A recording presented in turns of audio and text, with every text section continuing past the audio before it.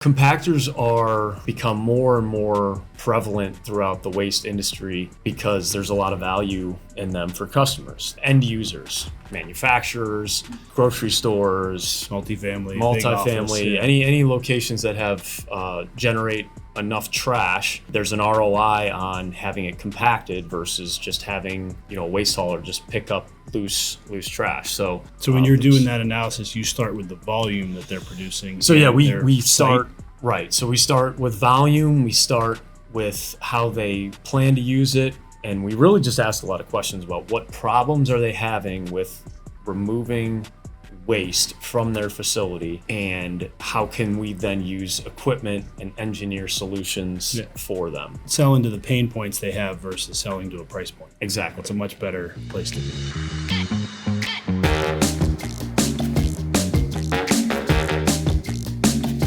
Welcome to the Waste Nexus podcast. We have Charlie with us again, and today we have our guest from Ohio, Eric, and I'm not going to butcher your last name. Just go ahead and Eric Wengrinick. Wengrinick. Because I butchered that earlier when we were talking. And even there, you weren't confident in saying it. I'm still afraid. Even with the answer to the test. Yes, I'm not known to be the best at pronunciation sometimes. You're not always known as a hesitator, though. You know, a little hesitation there. There is a little. I'm learning as I get older. That was, like in school, it would always be, there would be a teacher that, and as soon as they got down to the W's, there'd be like a, Eric W. D-pause. Eric, why don't you just say it yourself? Go ahead. So Eric, how did you get into, not just this podcast, but how'd you get into waste as a space? Because you didn't start there, right? I didn't. So my company is Ready Equipment, and it was started by a guy named Jim Reddy, who was a part-time fireman and sold trash compactors on the side.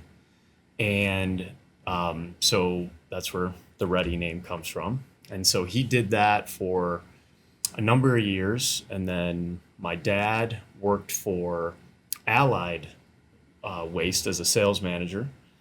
And he lived in PA, a couple different places with Allied, and then came back to Cleveland, got exposed to the trash compactor side of the waste industry, and bought the business from Jim Reddy in 1996.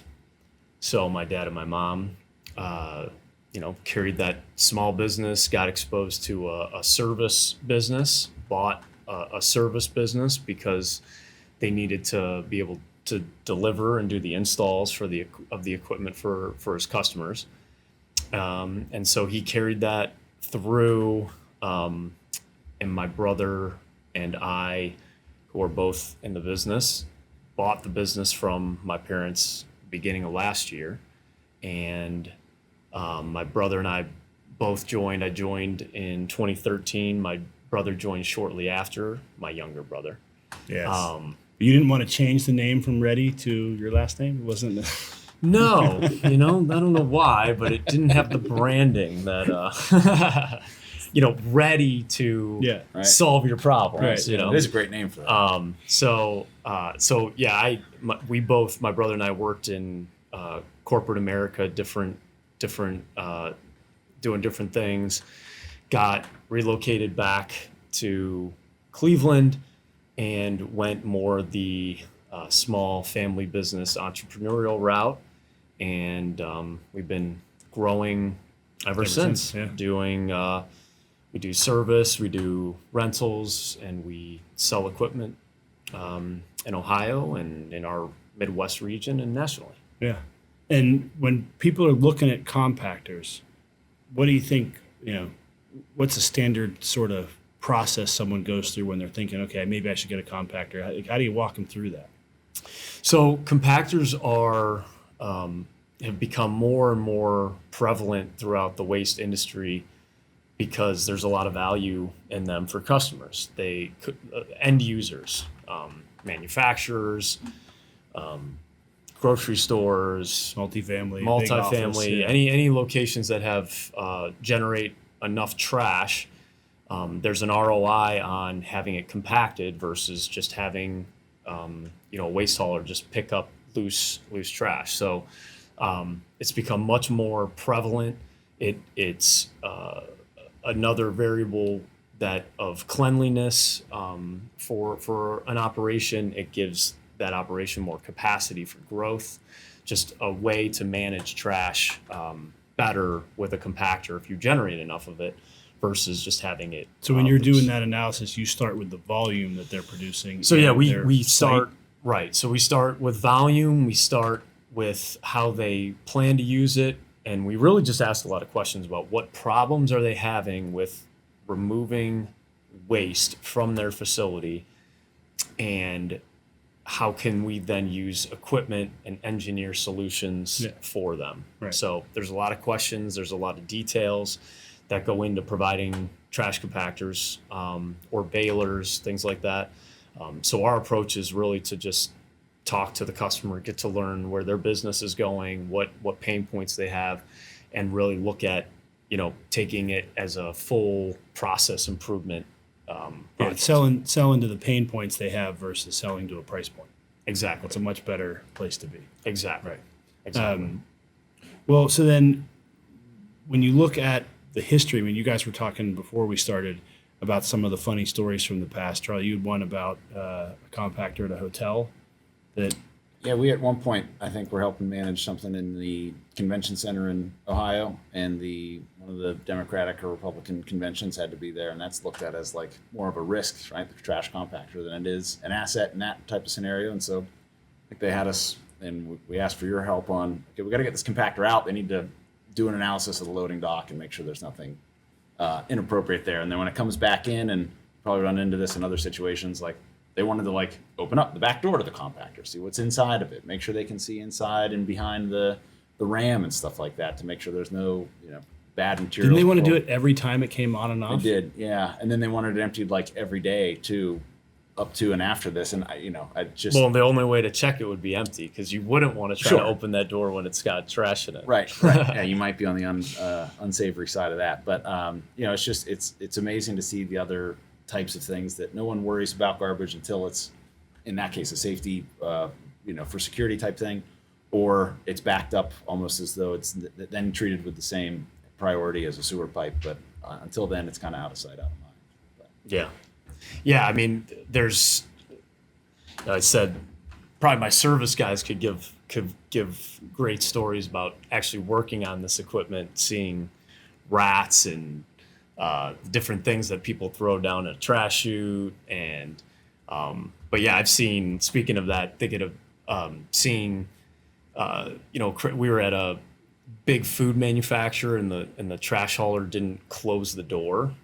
Speaking of that, the big didn't door. close the back door when after they emptied it. Oh yeah. Brought it back, and it started loading up. Yeah. 2 weeks, a week later or 5 days later or whatever, however it gets hauled. Yeah, that started to creep open, and then you had 30 yards of compacted trash. I've seen some creative solutions with that though. Like I've seen the property manager take a door, open it when it is empty, put in their bulky items in the way back of the compactor, which, then they're not going to get crushed, but whatever.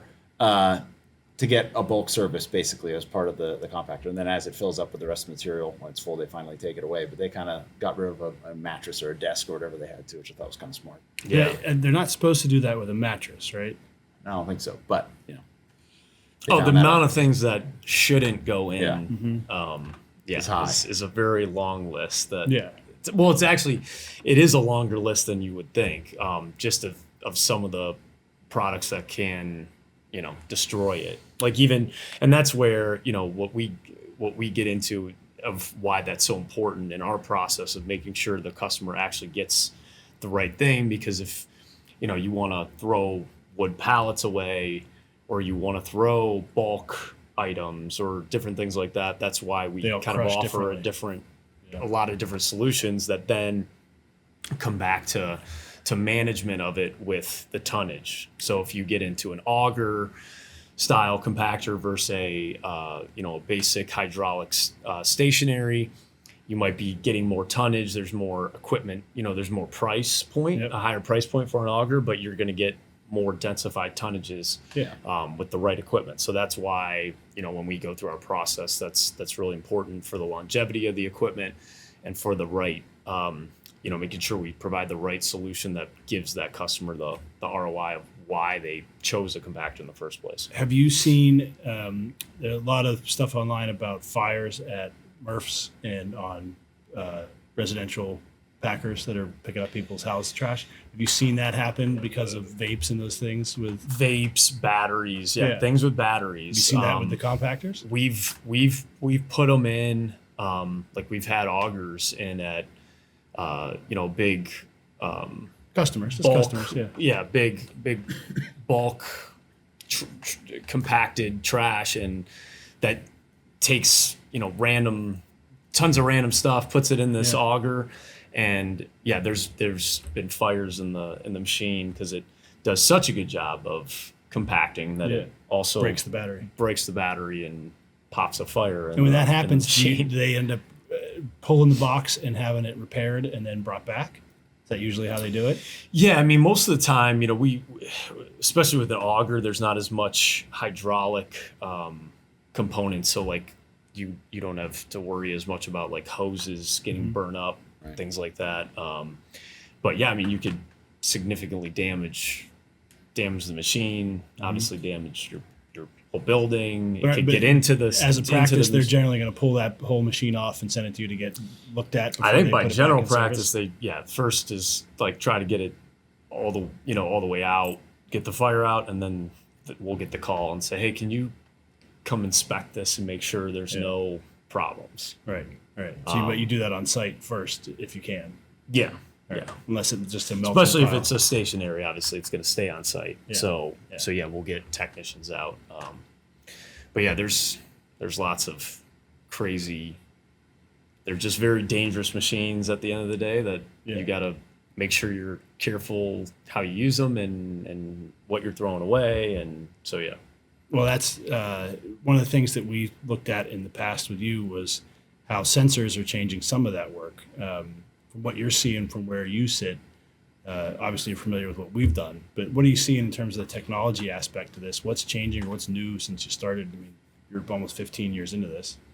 Yeah, I mean, I think, and you guys obviously know as well, just the amount of technology improvements has dramatically changed the waste industry on the whole, and obviously with AI, there's going to be even more dramatic changes. So yeah, it's been crazy from truck asset management and GPS trackers and what you guys have done with the monitors and analysis of your waste stream. Just the amount of information that's come into the space in general has changed it, and there's just much more intelligent. The intelligence of the space is dramatically increased Right. as well. Well, do you find that it ends up putting you in a position though where it's helping you create more human to human interaction, and you don't have to do as much, background baloney? Yeah, I mean, I would say we're constantly looking at what technologies can do to improve process and workflows to make that human to human interaction more meaningful rather than just spending a bunch of time doing tasks or doing things that no one really wants to do, right? So there's I feel like that's huge because you mentioned earlier, like the technology improving, in my mind, comes visually with the control panel. It doesn't have physical relays anymore. It's a lot simpler. There's PLCs and all that kind of stuff, and that's been something that we see through photographs and stuff of installations and big. But it never really gets to the question that you couldn't put on the spreadsheet, the part that you didn't necessarily have in the process that was not necessarily able to be foreseen in advance, like what caster setup do they need? What exactly is this equipment going to look like when it gets in a trash room? And that's where you really want to drive that time for the human-to-human interaction, because you're often going to have something go wrong that you didn't expect and have to figure out. Exactly. At the end of the day, we are providing a solution And when we're providing a very custom oriented solution, we're going to use technology tools to help us work quicker. Right. But right now, in the way that our expertise comes from that human interaction, that trust building that you need in any sales process, but especially one that gets into custom engineered solutions that change the way your customers work or your people work, in your plant, at your property. There's still a lot of value in Behavior that. change is the hardest, man. We see somebody put the bag next to a compactor in a multifamily building, and then all of a sudden everybody thinks it's broken. No, you just got to put it in and let it run. Correct. So, yeah, that's The last guy there can mess it up for everyone. Yeah. all right. So, where do you see Ready going over the next maybe 2 decades? Don't want to retire you too soon, but Yeah, the gray hairs are giving me away though. That no, it's not that at all. it's coming. Not at all. That's the reason I don't grow a beard. I think anymore. you're getting some more since the last time I saw you too. I would give Santa a good run for his money if I grew a beard. Let's just say that. Yeah. I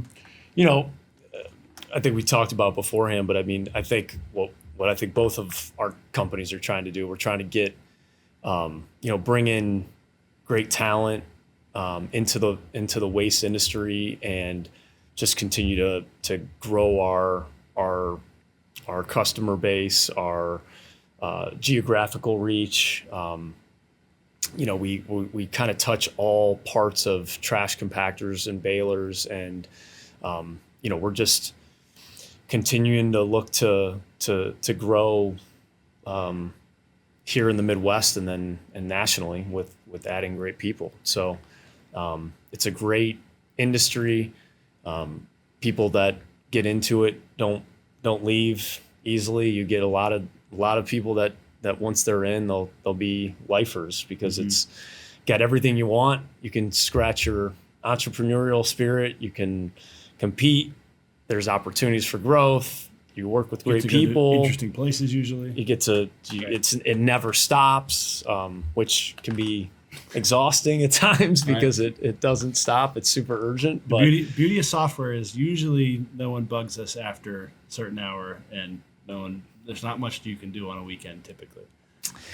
Well, for us, we offer 24-hour service. Right. So, and trash compactors break at any point. At hospitals or wherever. Yep. There's places that trash is always it's going. $1 million problem if it breaks at the end of some sort of production process, right? Yeah, yeah. I mean, if your hospital trash compactor breaks at midnight, you still need it running by 1 a.m. Right. So it's I mean, that's the blessing of it is that's the opportunity of solving those problems that exist in this very urgent, important space. Right. So, well, speaking of problems we need to solve, we need to put you through the rapid fire questions.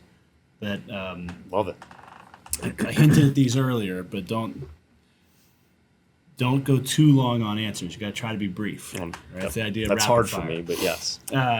Okay, so your college football team. The Ohio State University. Good job getting the "the" in there. Yes. Otherwise, you'd be cast out, right? Yeah. Oh, yeah. You got to see. You have to move out of Ohio. I think now the guy says the world famous is what it's Gus expanded. Johnson on the Big Noon kickoff says. So. Did you hear about Notre Dame's situation with the playoffs and the bowl games and the whole thing? I heard that they were debating not playing in the bowl game, but I didn't know if you're Notre Dame, would you have made the same choice of not playing in a bowl game because they didn't get into the playoffs? No, because I think Marcus Freeman, Ohio State former player, I think he's a competitor. I'm surprised he didn't want to compete. U.S. Open or Masters? Masters. Okay. Which hole at the Masters? Number one. Just teeing it off. Right, you get to see all the legends, yeah. The legends tee off. Okay, 1 hour flight or a 5 hour drive? 5 hour drive. 5 hour drive. You don't like going through TSA, taking your shoes off? I think I said. I think I would have probably said 1 hour flight 10 years ago, but Uh-huh. nowadays, I think when your flights get canceled enough that becomes a 1 hour 5 hour flight isn't a five. becomes a Yeah, 5 hour flight. Correct. All right, if you could run a public or private waste company, which would it be? Private. Private? Any particular one? Mine. Yours. It's a fair answer. Not changing the name still. Still convinced you're We're still ready to go. good. What's one thing in life you'd want to automate? An example someone gave before was they wanted their phone to call their grandmother for them every Sunday automatically. So they just had to pick it up and start talking. I would say any household chores, but in particular, the shelving or bed frames or these different things that my wife asked me to put together for our kids, for their bedrooms. If you can automate that, then that would. Christmas decorations. Just did Christmas decorations Christmas at my gift house. assembly is coming up. Christmas wrapping. I mean, anything like that. I think I'm. Are you a Christmas after Thanksgiving people, or are you Christmas after Halloween people? We start Christmas. My wife is a Christmas fanatic, and then we have a Starts after Halloween. 7-year-old, a 5-year-old, and a 3-year-old. So Christmas starts early. Hi, kids. Yeah. Love you. Yeah. All right. Well, kids, thanks for watching. Hopefully other people do too. Eric, appreciate it. Yeah, great Likewise. guys. Thanks for Eric. having me on. Yeah.